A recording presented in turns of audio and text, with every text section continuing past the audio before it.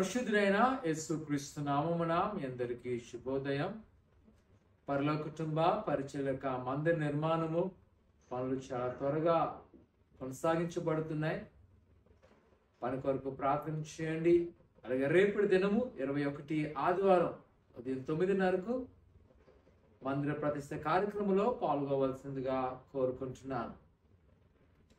నేటి యొక్క ఆదరణ మాట యోహాను సువార్త 14వ అధ్యాయం 26వ వచనం. ఆదరణకర్త అనగా తండ్రి నా నామమున పంపబోవు పరిశుద్ధాత్మ సమస్తమును మీకు బోధించి నేను మీతో చెప్పిన సంగతులు అన్నిటినీ మీకు జ్ఞాపకము చేయును. ప్రియ సహోదరి సహోదరులారా, ప్రభువైన యేసుక్రీస్తు ఈ లోకము నుంచి విడిచి వెళ్తున్న సమయంలో తన బిడ్డలు రాబోయే తరమైన శిష్యుల కొరకు, నేటి తరం కొరకు, మనందరి కొరకు ఆయన ఎంతో ఆలోచన చేసి మనలను అనాథలుగా విడిచిపెట్టడం కొరకంట ఆదరణకర్త అనగా పరిశుద్ధాత్మను మన కొరకు ఏర్పాటు చేశాను. పరిశుద్ధాత్మ అనగా మనలో చాలా మంది అనుకుంటాం అదేదో కొంతమందికి వచ్చే ప్రత్యేకమైన ఆత్మ, లేకపోతే పరిశుద్ధ ఆత్మ నాకు అవసరం లేదనుకుంటాం.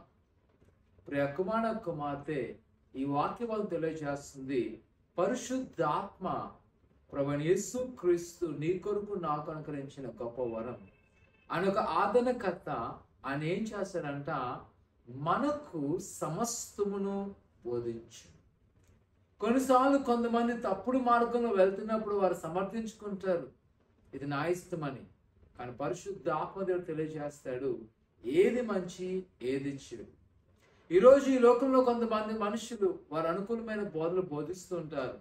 కానీ పరిశుద్ధ ఆత్మదేవుడు ప్రభువైన యేసుక్రీస్తు అంట ఏవైతే బోధించినాడో వాటిని మనకు జ్ఞాపకం చేస్తాడు. కావున మనము పరిశుద్ధాత్మను పొందుకోవాల్సిన అవసరత ఎంతైనా ఉన్నది.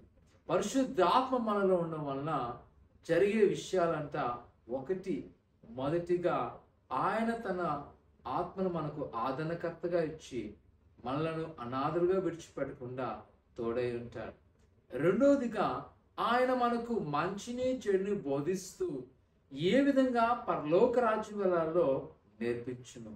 మూడోదిగా ప్రభువైన యేసుక్రీస్తు నీ కొరకు నా కొరకు ఏదైతే ఆజ్ఞాపించినారో వాటిని జ్ఞాపకము చేసి మనకిచ్చిన రక్షణ మనము స్వాధీనపరుచుకునేలాగా పరిశుద్ధాత్మదేవుడు మనకు సహాయకుడిగా ఉంటాడు.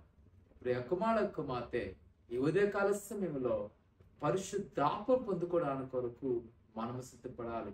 ఆయన ఆత్మ మనలో ఉన్నట్లయితే ఎలాంటి తప్పుడు మార్గాలైనా సరే మనం ఎదిరించి నూతనమైన మార్గంలోకి పరలోక రాజ్యం వెళ్ళగలం.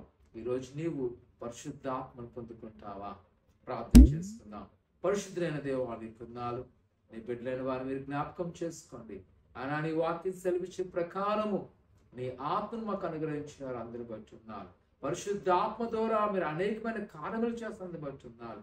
ఆయన బోధిస్తున్న ప్రతి బోధకు మీరు లోబట్టకు సహాయం దయచేసి ఇక నీ బిడ్డలైన ప్రతి వారిని మీరు ధైర్యపరచండి. ప్రతి వారిని ఆత్మను పొందుకున్నైనా నీ అందులో బలపడి అనేక మంది దీవెనకరంగా మలచమని యేసు అడుగుతున్నాం తండ్రి, ఆమేన్.